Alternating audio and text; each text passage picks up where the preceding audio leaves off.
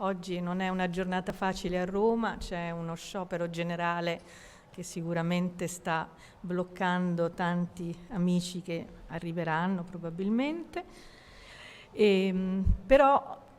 siamo particolarmente felici di presentare questo libro di Paolo Pastres che ripropone, che ristampa il saggio sopra l'Accademia di Francia che è in Roma,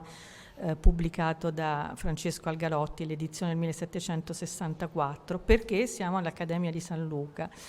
E quindi vedere come già allora i problemi di un'istituzione artistica, di un'istituzione non solo di formazione, ma di un'istituzione che si poneva come in dialogo, come soprattutto nel Settecento, come fosse una sorta di ministero della cultura e rappresentanza di artisti e architetti, sono problemi che oggi trovano una straordinaria attualità ancora per le istituzioni come la nostra, che sopravvivono. Tanti argomenti, tante questioni che Algarotti racconta e affronta in qualche modo possono essere ancora declinati nel presente. Quindi appare particolarmente coerente una presentazione di questo genere qui. Infatti quando Paolo Pastres era ancora in corso di redazione di questo libro, io subito mi ero prenotata come possibile luogo di presentazione. È un libro importante che esce in una data, in un momento fondamentale. Allora, intanto si tratta della seconda edizione, che è quella del 1764, che appare nelle opere del Conte Algarotti, pubblicata da Coltellini a Livorno nel 64. Ed è la seconda, cioè la prima è quella dell'anno precedente, del 63, e questa seconda edizione, come spiega molto chiaramente Paolo Pastres nel saggio introduttivo, che snoda tutti i livelli di questo saggio, di quei livelli di approccio, di lettura di questo saggio, ha delle varianti che sono delle varianti prima di carattere proprio, se vogliamo, redazionale, ortografico, cioè la cura dei nomi francesi messi in modo corretto, con gli accenti corretti e quant'altro, ma anche una maggiore forse metabolizzazione del testo precedente, raffinando alcuni passaggi, alcuni dettagli, però nella sostanza il saggio è quello. Ed è molto importante perché avviene in un decennio, in un momento, soprattutto per chi studia il Settecento, e Luigi Gallo lo sa bene, in cui siamo al massima fioritura dell'istituzione delle accademie. Le accademie in quel giro di anni vengono fondate nelle maggiori capitali europee, in luoghi completamente diversi, seguendo delle impronte di un certo tipo che risentono strettamente sia del modello dell'Accademia di San Luca, sia del modello delle Accademie di Francia, cioè le strutturazioni che venivano date in Francia, penso all'Académie Royale des Beaux-Arts, ovviamente, di cui poi l'Accademia di Francia a Roma è un'emanazione del 1666. Quindi il momento di massimo apogeo e di diffusione di questa istituzione, alla quale viene riconosciuta quindi una sua autorità, un suo statuto e anche un compito importante che non è esclusivamente, anche se importantissimo, quello di formare generazioni artistiche, ma è quello nei singoli luoghi di partecipare alla costruzione di un'identità dei luoghi, di un'identità, di lessici nazionali. Io mi sono in particolar modo occupata della Spagna e so quanto i giovani che venivano a studiare a Roma all'Accademia di San Luca, all'Accademia del Nudo, poi fossero dei ponti di informazioni fondamentali per l'Accademia di San Fernando di Madrid, che viene fondata nel 1752, nello stesso anno che verrà aperta quella di Napoli. D'altronde parliamo di monarchie borboniche, quindi nello stesso momento, ma così nel resto d'Europa. Ma mi sono occupata anche del mondo inglese, al quale lo studio di Paolo Pastres dedica uno studio particolare perché i saggi di Algarotti sono spesso dedicati a personalità del mondo inglese e in controluce, esaltando il mondo anglosassone, anche in questo modo Algarotti compie una sua critica rispetto ai colleghi francesi. Scrivere questo saggio sull'Accademia di Francia, che è in Roma, era il suo ribadire l'importanza e la lungimiranza che aveva avuto il re Luigi XIV fin dal 1666, con l'aiuto di questo ministro importantissimo Colbert, di aprire un'istituzione a Roma, un'istituzione che mandasse i giovani francesi a Roma a studiare l'antico, ma a studiare anche i maestri del 5 e del 600, quindi riconosciuti nel loro primato culturale. Ovviamente nel corso del Settecento, soprattutto nell'ambito francese di una storiografia ampissima, di cui adesso io non posso solo che citare, comincia a mettersi via più in crisi, perché si è convinti sempre di più di aver conquistato una propria autonomia artistica, quasi una forma autarchica, diciamo, di produzione culturale. In realtà è un dibattito che in Francia era già da decenni. Uno dei direttori ancora durante il periodo di Luigi XIV, quindi alla fine del regno di Luigi XIV, che è stato François Persson, è il primo che provocatoriamente propone, essendo venuto a Roma come direttore, addirittura di chiudere l'Accademia, perché la Francia in quel momento non aveva investito abbastanza nel trovare una nuova sede, nel dare risorse, nel permettere agli artisti di avere strumenti, e soprattutto veniva chiesto sempre ed esclusivamente solo di copiare i maestri della pittura italiana, così come le antichità, per arricchire le residenze reali. Quindi è un dibattito che in qualche maniera ciclicamente ricorre nel mondo francese, ma queste accademie, che in qualche maniera hanno bisogno sempre ciclicamente di ribadire la propria funzione, il proprio statuto, e Algarotti, nel dire no, è importante che la Francia mantenga la sua accademia a Roma, perché se si vuole essere buoni artisti e se si vuole avere un primato, il passaggio da Roma è un fatto inevitabile, è un fatto incontrovertibile, per, come dire, riflesso, naturalmente esalta il mondo anglosassone, un mondo ancora vergine da quel punto di vista, dove il collezionismo ancorché ricco e con possibilità, si riversava copiosamente su Roma per comprare opere d'arte, ma che ancora la possibilità di creare una scuola, un'accademia, e al fine di creare anche una scuola artistica nazionale era un percorso un po' più lento. Infatti lui queste dediche che fa è anche per ringraziare di essere stato appena nominato pochi anni prima membro della società di incoraggiamento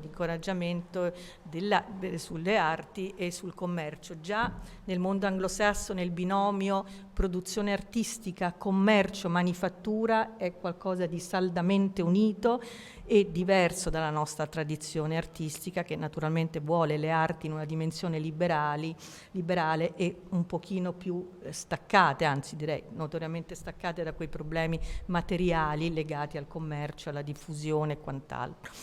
Ma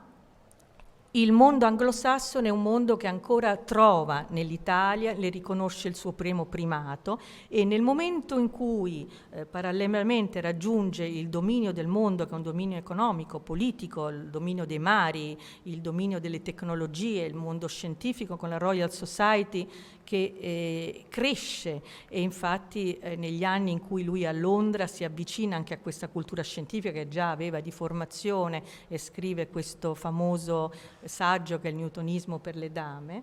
e che viene considerato un saggio divulgativo importante, anche se poi non farà altro che contribuire a un declassamento di un riconoscimento di autorità critica da parte di Algarotti. Però ecco, quello che è importante è che questo mondo anglosassone trova ancora in Roma, nell'Italia e in Roma in particolare, e nella tradizione che si lega all'impero romano, il suo fulcro, il suo esempio. Il mondo anglosassone, legato soprattutto a a un'avanguardia politica che è quella del partito degli Whig, si riconoscerà fondamentalmente un'educazione classica, in un'educazione legata alle arti che discendono da questo mondo e che a Roma hanno il fulcro, per poter imparare anche quei principi che saranno fondamentali, per esempio, nella futura gestione politica, nel costruire un'elite, una leadership politica che deve passare attraverso questi processi di appropriazione culturale. Quindi Algarotti usa, tra virgolette, ammira questo mondo che nel suo affacciarsi a una dimensione culturale che deve andare di pari passo, corrispondere a quello che già stavano conquistando sul piano politico ed economico, quello inglese, trova nell'Italia, anche nell'Italia matura di secoli diversi, il fulcro dell'esempio. E questo lui lo utilizza per spiegare ai francesi, e poi lui in particolare, Paolo Pastres, ci dirà alla fine in questa querelle, in questo dibattito a distanza col Marchese d'Angers, che servirà appunto a dimostrare che l'Italia non è assolutamente morta nella sua contemporaneità, che il mito non è solo un mito del passato e spento nel presente, ma che ci sono tante forze che possono in esso rivitalizzarlo. Ritornando al discorso accademico, e poi chiudo perché voglio lasciare la parola a loro, quello che è importante è che in questo studio, che poi Paolo Pastres ha ricostruito con una straordinaria chiarezza e capacità di modulare i diversi linguaggi, i diversi livelli che vanno dalle conoscenze letterarie alle valutazioni di un mondo scientifico, a un mondo politico, cioè tutto torna in filigrana e ci restituisce la complessità del personaggio Algarotti e di quanto lui avesse compreso del suo tempo e non riconosciuto. Quello che è importante è come queste istituzioni lavorassero sempre sulla contemporaneità, come il problema fosse sempre quello di dirigere la rotta della contemporaneità, degli artisti e degli architetti nella contemporaneità, di come entrare in sintonia con la propria società e poter dare un servizio alla propria società, anche nella costruzione di una cultura, nella costruzione, se vogliamo, appunto di un consenso politico, però il problema delle istituzioni per cui si rinnovano costantemente è quello appunto di saper interpretare la società del proprio tempo. A questo punto passo la parola a Massimiliano Rossi, professore ordinario di Storia della Critica d'Arte all'Università del Salento, presidente della Società Italiana di Storia della Critica d'Arte, la SISCA,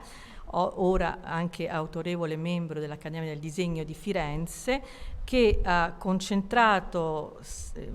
le sue ricerche, numerosissime ricerche, nella storiografia, sulla critica dal XVI al XIX secolo e in particolare sui contesti appunto toscano e veneto. Grazie per questa generosa presentazione. Dunque, io vorrei partire da una citazione di Algarotti in una lettera a Carlo Innocenzo Frugoni del 1752, e laddove Algarotti parla del debito che tutta Europa ha contratto nei confronti dell'Italia e come, lui dice, dal nostro Galileo e non dal loro Cartesio convenne finalmente ai francesi, volere o non volere, apprendere la vera fisica. Ora, questo è già un segnale di quel cambiamento di paradigma o di rotta, insomma, a cui faceva riferimento prima Carolina Bruck, cioè questa ricerca paradossale in quel secolo di una diciamo, tradizione italiana, non voglio di questi tempi parlare di identità, fa venire i brividi, ma diciamo di una peculiarità italiana e a dispetto diciamo, della situazione politica della penisola. Dove appunto non c'è, che non vedeva una riconoscibilità unità di Stato nazionale. D'altra parte la frecciata antifrancese è abbastanza forte, nel senso che la consapevolezza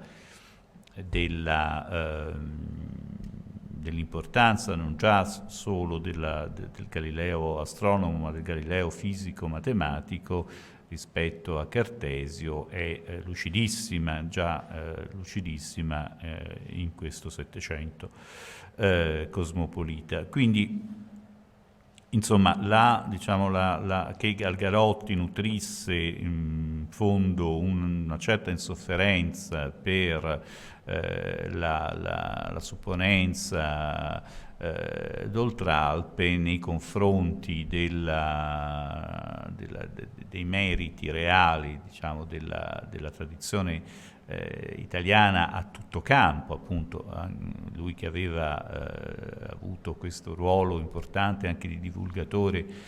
di un grande scienziato come Newton, insomma ce la dice lunga sul fatto che evidentemente certe diciamo una certa dose, una certa volontà di rivendicazione nei confronti di questo primato culturale ormai evidentemente nel Settecento così riconosciuto unanimemente della Francia fosse, ripeto, già presente già una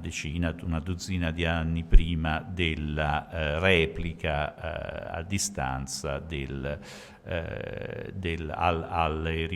riflessioni critiche di Dagen. E quindi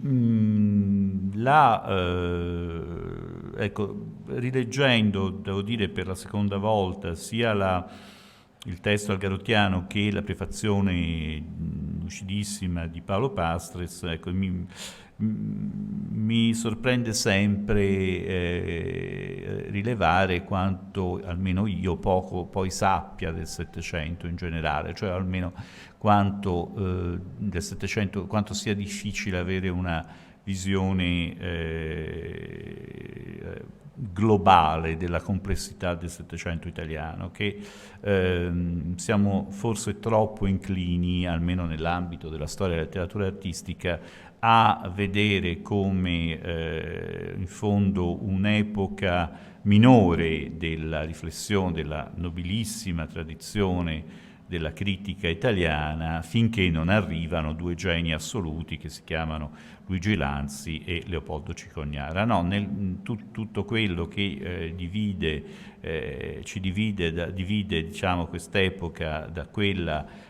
di un Bellori, di un Baldinucci, di un Milizia, insomma di un Boschini, dei grandi scrittori del tardo Seicento, viene vista un po' come un orticello con delle piantine così un po' esangui, finché diciamo, riparte prepotentemente con questi due monumenti straordinari, l'uno dedicato alla pittura, l'altro dedicato alla scultura italiana, quasi contemporanei,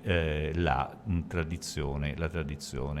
e in un certo senso si conclude un intero ciclo della letteratura artistica italiana, perché poi dal romanticismo in poi le cose, come sappiamo bene, cambieranno radicalmente, e anche di quelle due opere così fondamentali fondamentalmente si farà un utilizzo positivo, ma non se ne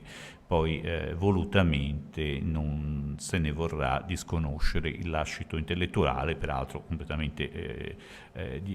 divergente, insomma, se ci sono due personaggi più lontani sono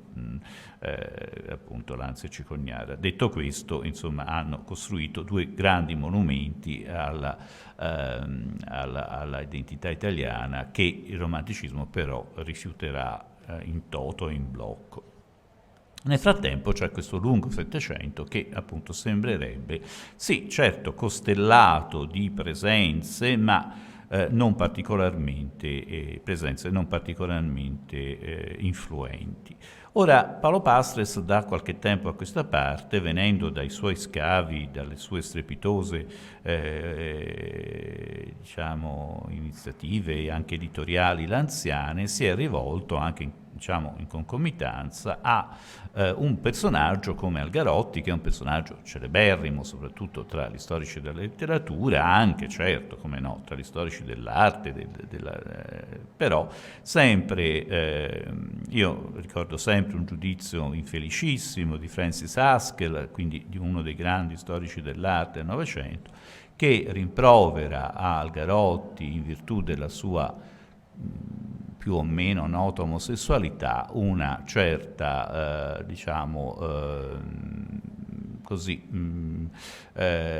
come dire, instabilità di gusto e di carattere. Un tempo queste cose si potevano scrivere. Ora, Algarotti effettivamente è uno che cambia idea, la cambia anche in maniera evidente in quest'opera, perché laddove nel progetto per la Galleria di Dresda degli anni 40, 42, no? Mi pare, lui invece avrebbe voluto che si costituisse una collezione di stampe per supplire alle mancanze della costituenda galleria sassone, invece nel saggio invece lamenta la inadeguatezza del mezzo incisorio per restituire il cromatismo delle opere pittoriche. Quindi sì, è vero, è uno che cambia idea, ma insomma forse le motivazioni possono essere meno legate a orientamenti così, su cui forse è bene non strologare troppo. E quindi il saggio è indubbiamente un'opera matura, un'opera che appunto viene pubblicata a pochi anni dalla morte, ed è una replica a freddo, come giustamente scrive Paolo Pastres, alla provocazione nata probabilmente anche da rivalità personali proprio presso la corte prussiana tra i due personaggi, e che è da inserire sicuramente in una polemica che già nella Francia della fine del Seicento aveva coinvolto soprattutto i letterati e il mondo del teatro, la famosa polemica Orsi-Buhuo e la polemica che aveva riguardato appunto la questione della presenza italiana presso i teatri parigini, no? E quindi c'erano delle presenza predominante e quindi va inquadrata certamente in un contesto che viene da lontano, su cui avevano preso poi posizione tanti grandi, l'intelligenza italiana più avvertita, da Muratori a Maffei, eccetera. Quindi diciamo che c'è oggi si direbbe c'è un pregresso, no? C'è un passato dietro anche a questa polemica, a questa volontà paradossale di chiudere l'Accademia a Roma. Ma le basi su cui il Marchese pretendeva che l'Accademia fosse ormai inutile sono due sostanzialmente. Una, che in fondo gli artisti francesi non avessero più bisogno di venire in Italia, perché vi erano moltissime opere nelle collezioni di epoca, alta epoca, prestigiosa, di epoche appunto normative dell'arte italiana nelle collezioni francesi, e anche ci fossero moltissime antichità in Francia che facilmente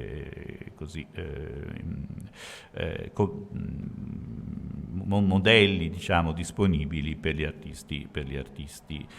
d'Oltralpe. E l'altra motivazione, ancora più paradossale, era che artisti come Le Sueur o Jouvenet fossero stati artisti sommi, nonostante che non avessero mai messo piede in Italia. Algarotti, ovviamente, con fine ironia, ha facile gioco a rovesciare queste quasi boutade, potremmo dire, no?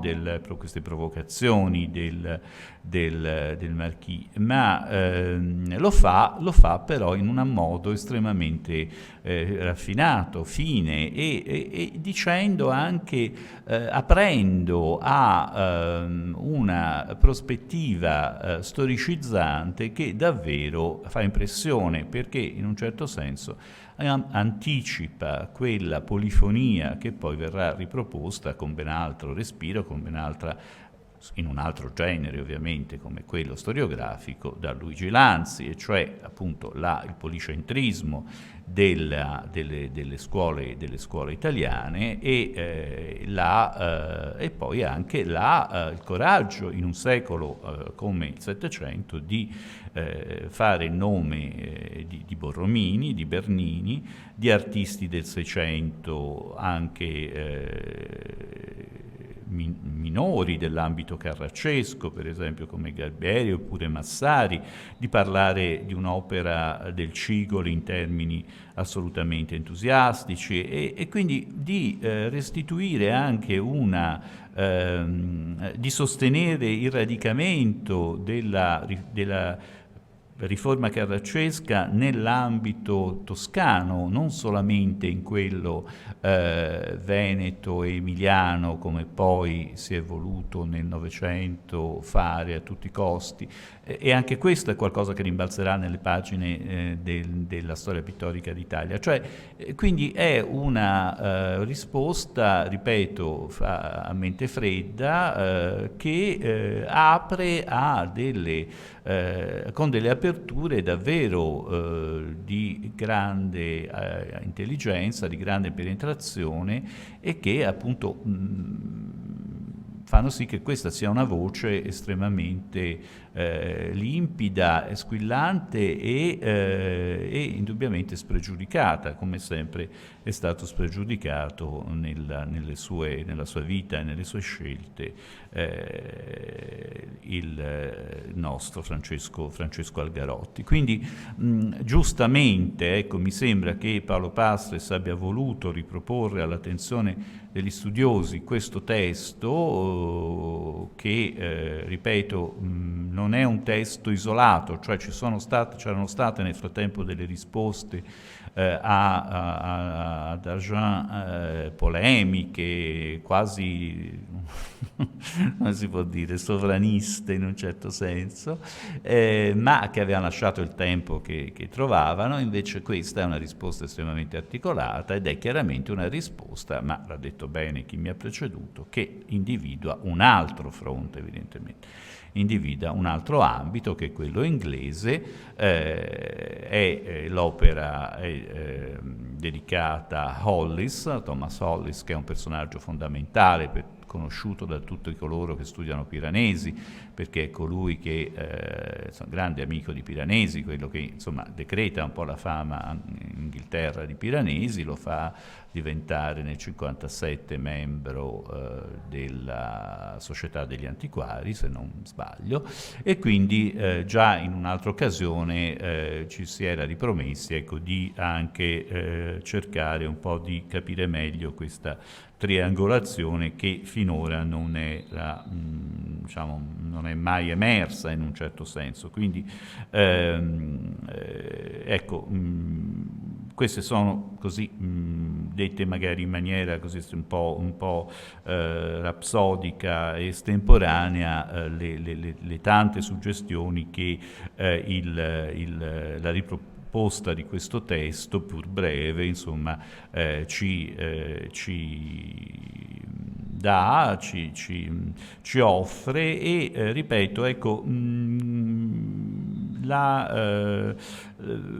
devo dire che tra le pieghe di queste pagine veramente emerge un Settecento che non è il Settecento di cui siamo, anche noi storici della critica, siamo più abituati. Insomma, ci sono davvero dei nomi, delle figure, dei riferimenti a opere che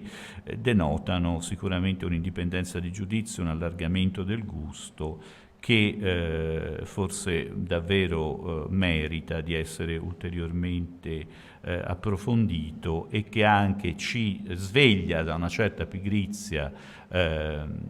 interpretativa di un secolo che io ritengo, ecco, dopo aver studiato tanto Lanzi, essere un secolo, per quanto riguarda il fronte italiano, ancora estremamente enigmatico e di difficilissima penetrazione dal punto di vista proprio dello scenario italiano. Grazie a Massimiliano Rossi per questa chiarissima disamina. Adesso diamo la parola a Luigi Gallo, direttore della Galleria Nazionale delle Marche, nonché direttore regionale dei Musei delle Marche. Luigi è un fine studioso del Settecento, in particolare dei rapporti fra Italia e Francia nel XVIII secolo, con uno studio importantissimo che peraltro pochi anni fa è stato proprio presentato qui in Accademia su Pierre-Henri de Valenciennes, dove anche ha analizzato anche in quell'occasione il fronte accademico, come nei nuclei accademici e come la figura di Valenciennes avesse anche modificato tante questioni accademiche proprio in relazione anche al mondo italiano e al passaggio in Italia. Quindi grazie.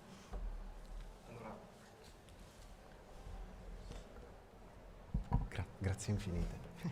Allora, innanzitutto vorrei cominciare con un ringraziamento per questo invito qui a presentare il libro, un invito che ho accettato con grande piacere, che mi permette di restituire all'Accademia il piacere che è stato presentare qualche anno fa il mio libro, quindi sono stato contento di poter restituire questo bel momento, e anche onoratissimo di riprendere gli studi sul Settecento che in qualche modo in questo specifico momento della mia vita sono, diciamo, in seconda battuta, occupandomi in maniera diretta, quindi proprio con le mani in pasta, della gestione del patrimonio, essendo appunto direttore di museo in anni in cui affrontiamo problemi molto pratici, che sono quelli legati ad esempio ai vari finanziamenti del PNRR, e quindi da 2 anni sono impegnato in gare, bandi antincendi, e mi fa molto piacere poter diciamo restituire anche alla mia attenzione un po' di storia dell'arte. Allora, questa interessantissima rilettura innanzitutto del saggio di Pastres, molto chiaro,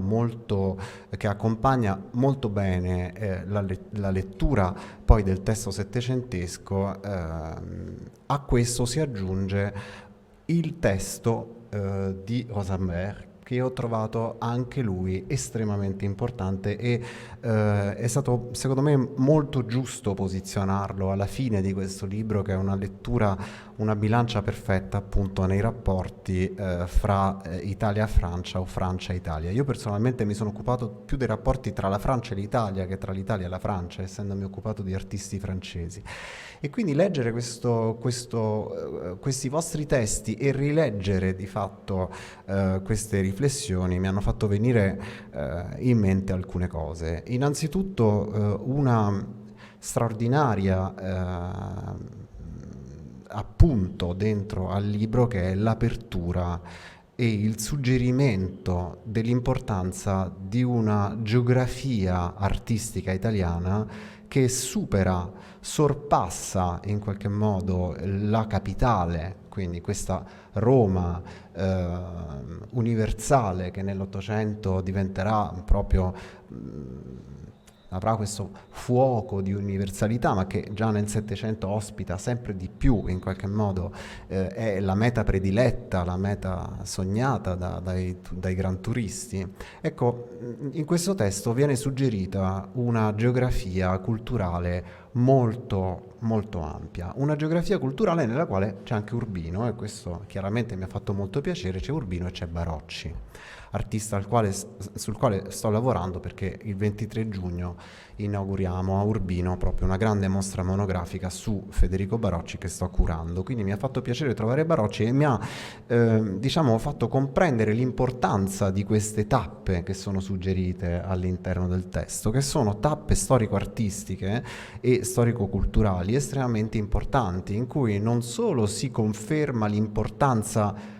della sede dell'Accademia a Roma, ma si suggerisce caldamente di affrontare un viaggio in percorsi estremamente alternativi. Allora, Urbino è difficile da raggiungere oggi, ne parlavamo proprio poco fa. Oggi ci si mette 4 ore, ma un tempo ci si metteva ancora di più, quindi suggerire una città come Urbino o dei centri che erano, pur nella loro grandezza, comunque diventati periferia. Urbino ha un ultimo fuoco sotto Clemente XI Albani, ma a metà Settecento è ormai un centro minore, no? in un'Italia fatta da capitali importanti. Ecco, questo viaggio suggerito, l'idea addirittura di intraprendere o di aprire quasi dei satelliti di questa Accademia di Francia nelle grandi città d'arte italiane. Manca Napoli. È interessante questa mancanza di Napoli, che invece sappiamo essere la sede di 9 accademie. È secondo me un dato importantissimo, è proprio l'affermazione dell'esistenza di una geografia artistica che si va costruendo nella letteratura artistica, come si diceva giustamente poco fa, e che culminerà in qualche modo anche con gli scritti di Lanzi, no? Questa idea di una serie di scuole pittoriche che fanno la ricchezza dell'arte, ancora non identitaria, perché forse si può cominciare a utilizzare questo termine, se vogliamo, solo dopo l'unità d'Italia. Prima forse è più complesso. È pur vero che esiste una storia dell'arte italiana prima dell'Italia. Trovo questo un aspetto molto importante, un aspetto sul quale riflettere, perché è vero ancora oggi, cioè il suggerimento quindi di un viaggio che vada a studiare, che permetta agli artisti di studiare sulle testimonianze che non sono solo quelle nelle città, ma sono quelle ospitate in questa geografia capillare, complessa dell'arte in Italia. Questo mi sembrava una cosa estremamente importante, giustamente messa in evidenza nel saggio introduttivo, devo dire con grande rigore, perché è un dato estremamente importante, un dato che poi alla fine del secolo, in un trattato diversissimo come quello appunto redatto da Valenciennes, quindi siamo il mondo francese, Valenciennes, che pure scrive un trattato dedicato ai pittori di paesaggio, suggerisce agli artisti di viaggiare. Quindi non è che gli dice solo andate a Roma, gli dice viaggiate, perché solo viaggiando ci si forma una cultura visiva, una cultura stratificata, e soprattutto dice di viaggiare a piedi, non nemmeno in carrozza, perché viaggiare in carrozza è come vedere il mondo dalla lanterna magica, scrive. Quindi l'idea veramente già formulata una quarantina d'anni prima di un viaggio di formazione che vada al di là della visita delle grandi capitali. Quindi Roma sì, Napoli sì, Venezia sì, ma anche i luoghi minori in quella geografia dove però si trovano opere d'arte maggiori, appunto Barocci. È interessante la citazione di Barocci, perché se in Italia nel Settecento Barocci ormai è un artista poco noto, e fondamentalmente noto per le pale d'altare di Roma, ecco, insomma. Nella Francia del Settecento invece è uno dei grandi campioni su cui si formano proprio quegli artisti di cui si parla nel libro. La collezione di disegni di Barocci, le collezioni che presentano appunto disegni di Barocci nel Settecento in Francia sono veramente tante. Questo è un punto. Un secondo punto invece è un po' un ragionamento, diciamo, generazionale. Siamo appunto negli anni nella immediata seconda metà del XVIII secolo, un momento in cui parte una generazione di artisti francesi importanti, pittori, ma anche architetti, che di fatto non vengono in Italia, ed è vero. I grandi architetti della seconda metà del Settecento, a parte Soufflot che viene in Italia, gli altri non ci vanno. Né Boulez né Ledoux fanno di fatto il viaggio in Italia. Quindi l'idea tutta francese di una affermazione di una cultura nazionale che nasce già nel Seicento con la grande diatriba di fatto fra gli architetti francesi e Bernini, quindi questa rottura della tradizione italo-francese e della formulazione di un linguaggio nazionale specifico che va codificato attraverso appunto l'istituzione delle accademie. E ricordiamoci che quelle francesi sono le prime accademie intese come scuole di formazione anche, dove l'Accademia di Francia, quindi la sede di Francia, è una parte finale per i migliori che vengono a formarsi. Ecco, nel Settecento, in particolare gli architetti, in Italia non ci vengono. E quindi questa crisi del modello italiano, e quindi anche della necessità di andare in Francia, dalla Francia di venire a Roma, è un problema molto diffuso, di fatto effettivamente presente. E è un problema presente nella cultura francese, tanto da effettivamente ciclicamente fare uscire fuori il problema della sede dell'Accademia di Francia a Roma. Serve? Non serve? È un problema che di fatto già dal Settecento nasce e che a più riprese sappiamo che dura, ed è un problema che a volte si è anche posto recentemente, quindi l'idea di una sede nella quale mandare a terminare la formazione. Ecco, nel Settecento alcuni artisti non lo fanno. E cosa succede? Succede che saranno i viaggiatori della fine del secolo, e David in particolare, che con il viaggio a Roma e a Napoli, quel viaggio in cui lui stesso scrive, ebbe l'impressione di avere l'operazione di cataratta, lui scrive così nel suo diario, cioè che l'arrivo a Napoli però, non Roma, fu per lui come avere l'operazione di cataratta, e vide per la prima volta la luce. Ecco, sarà a partire dall'ultima parte del secolo che invece si istituisce davvero quello che è l'Accademia di Francia per come in fondo la conosciamo noi oggi, no? Quindi e poi non sarà più possibile per i grandi artisti, cioè quelli che intendono avere delle committenze dello Stato, i grandi artisti francesi che intendono lavorare con lo Stato, non sarà più possibile non avere fatto il viaggio a Roma e non essere accademici di Francia. Non sarà più possibile non avere studiato sulle rovine antiche per gli architetti, non avere imparato come si costruisce, per i pittori non avere studiato a Roma. Non sarà più nemmeno immaginabile di non fare gli anni all'Accademia di Francia. Un'Accademia di Francia che però ha cambiato anima, perché se nel Settecento la sede è a Palazzo Mancini, come giustamente Pastre scrive nel suo saggio, e come anche Rosenberg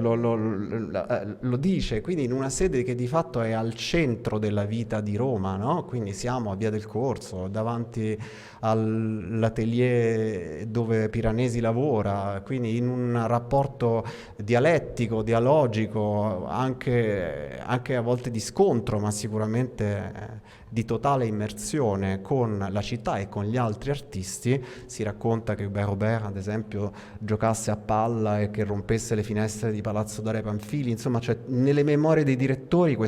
il problema reale è come tenere a bada questi scapestrati di artisti francesi che fanno a botte, che si innamorano, che bevono, che insomma c'è tutto un problema del rapporto dell'Accademia con la città. Ecco, questa però è l'Accademia settecentesca, quella che più volte in Francia si dice: ma serve? È una domanda alla quale ci sono più risposte, sono risposte ambigue. Serve sì e no. Per gli architetti, ad esempio, no. Tant'è vero che Soufflot, che è l'unico che viene in Italia, sarà poi colui chiamato ad accompagnare il ministro della cultura, il fratello di Madame Pompadour, a fare il viaggio in Italia. Quindi sarà solo Soufflot, perché di fatto gli altri in Italia non ci sono venuti. Ecco, l'inizio dell'Ottocento vede un cambiamento totale, ma vede anche un cambiamento di sede. Lo spostamento dell'Accademia da Via del Corso a Villa Medici